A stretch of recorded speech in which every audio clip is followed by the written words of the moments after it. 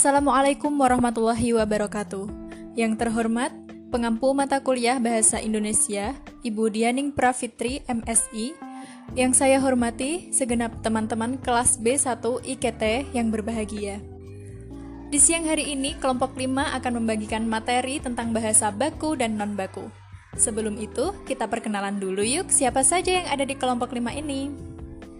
Yang pertama ada Zulfa Wardatul Fatimah dengan NIM 2030110053. Yang kedua ada Dinda Amelia Khairun Nisa dengan NIM 2030110054. Yang ketiga ada Muhammad Rijal Hanif Fuadi dengan NIM 2030110055. Yang keempat ada Soimah Fida Solihah dengan NIM 2030110056. Sebelum masuk ke pembahasan, perlu nih kita tahu apa pentingnya bahasa sebagai alat komunikasi. Dalam sebuah komunikasi, bahasa memiliki peranan yang sangat penting dan mutlak adanya.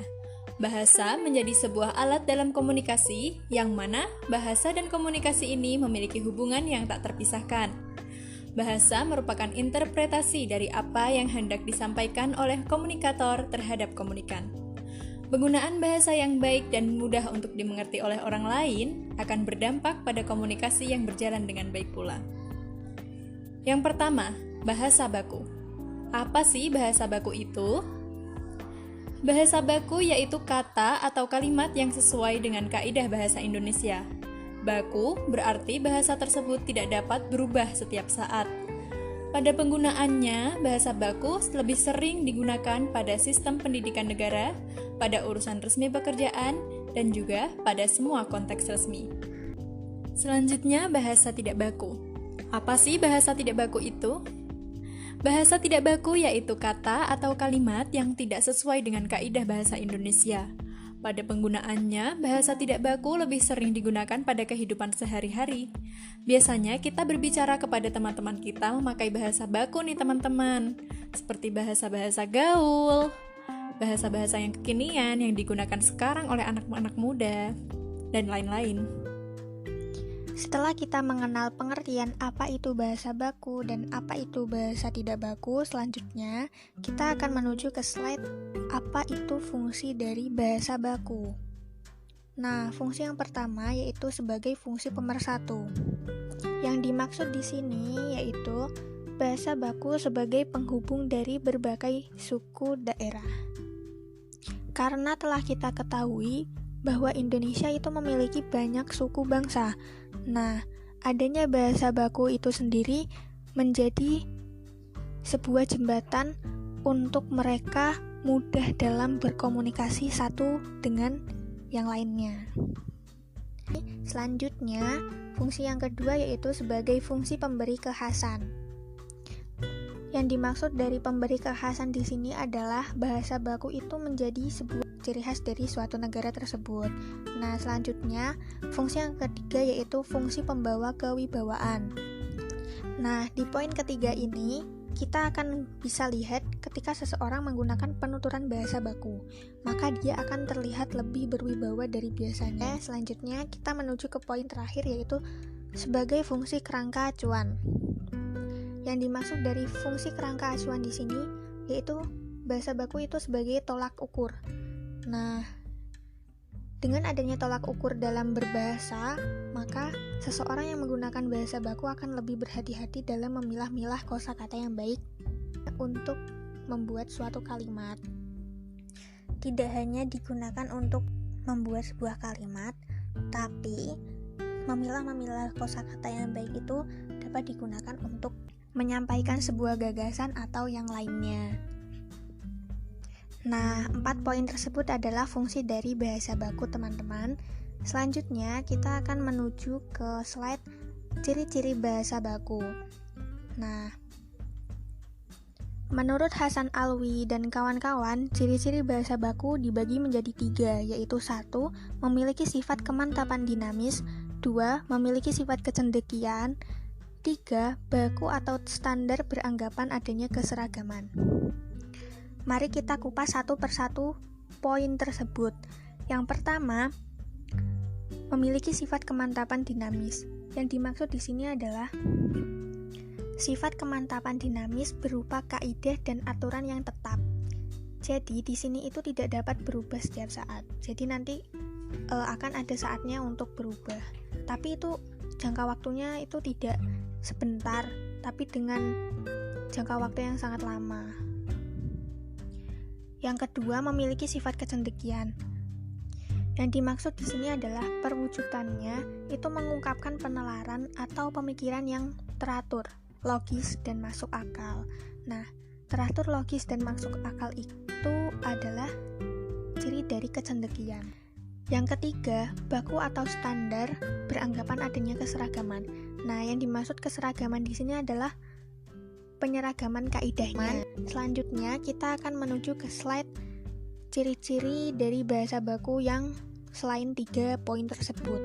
Nah, ini yang umum. Poin yang pertama yaitu tidak dipengaruhi bahasa daerah seperti bahasa Jawa, bahasa Sunda, bahasa Minangkabau, bahasa Betawi, dan yang lain-lain.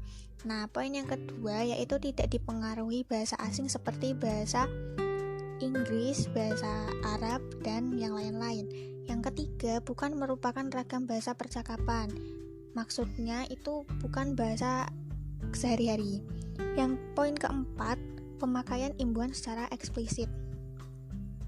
Menurut KBBI, eksplisit itu gamblang, jelas, tegas, terus terang. Jadi, pemakaian imbuhan secara eksplisit yaitu pemakaian imbuhan secara terus terang. Jadi, lebih langsung to the point. Poin yang kelima yaitu pemakaian yang sesuai dengan konteks kalimat.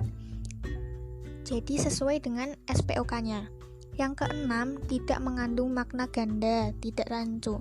Jadi maknanya itu hanya satu, jadi itu tidak ambigu. Yang ketujuh, itu tidak mengandung arti pleonasme. Maksudnya pleonasme itu tidak berlebihan. Yang kedelapan, yaitu tidak mengandung hiperkorek. Hiperkorek itu suatu perbuatan memperbaiki secara berlebihan yang malah nanti hasilnya tidak sesuai ekspektasi.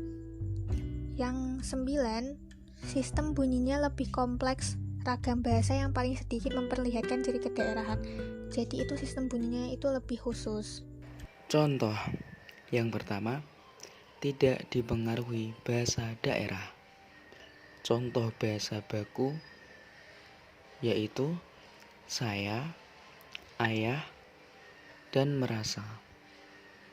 Untuk contoh bahasa yang tidak baku yaitu gue, bokap, ngerasa.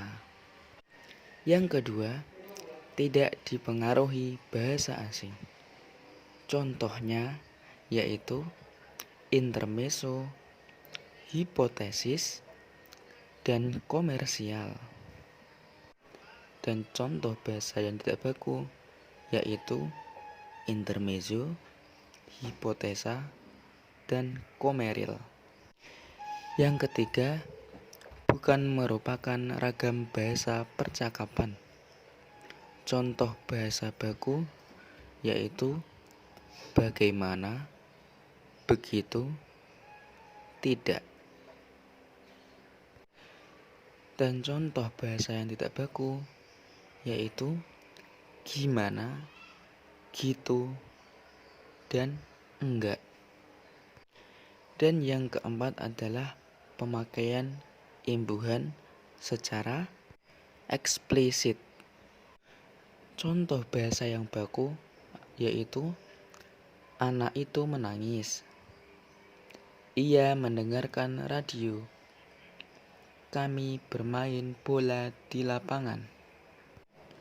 Dan contoh bahasa yang tidak baku yaitu anak itu nangis. Ia dengarkan radio. Kami main bola di lapangan. Ciri bahasa baku selanjutnya yaitu pemakaian yang sesuai dengan konteks kalimat. Contoh bahasa baku, siapa namamu, dan lain sebagainya, sehubungan dengan. Contoh bahasa tidak baku, siapa namanya, dan sebagainya, sehubungan. Ciri bahasa baku selanjutnya yaitu tidak mengandung makna ganda atau tidak rancu. Contoh bahasa baku, menghemat waktu, mengatasi berbagai ketinggalan, sehubungan dengan. Contoh bahasa tidak baku, mempersingkat waktu, mengejar ketinggalan, dan sehubungan. Ciri berikutnya adalah tidak mengandung arti pleonasme.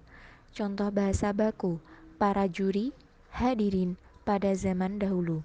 Contoh bahasa tidak baku, para juri-juri, para hadirin pada zaman dahulu kala. Ciri bahasa baku yang terakhir adalah tidak mengandung hiperkorek. Contoh bahasa baku, khusus, sabtu, akhir. Contoh bahasa tidak baku, khusus, tanpa K, Sabtu, memakai P, dan akhir tanpa K.